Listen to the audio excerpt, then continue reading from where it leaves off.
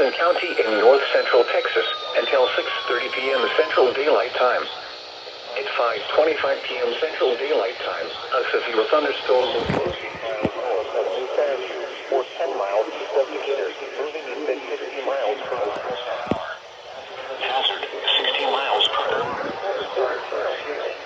Source radar indicated. Impact tail damage to vehicle. Entries. Locations impacted.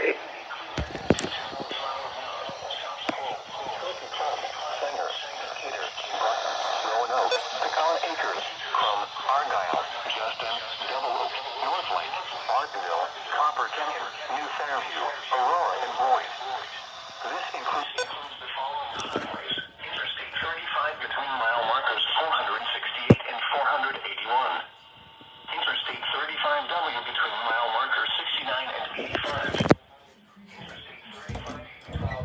Situation that could be developing here in the Metroplex over the next 2 hours. So we're going to stay here strictly for safety reasons. We've already had, it looks like several tornadoes have touched down. We have damage right now across western sections of North Texas, Jack County, Montague County. It looks like Wise County. We're getting reports of power outages.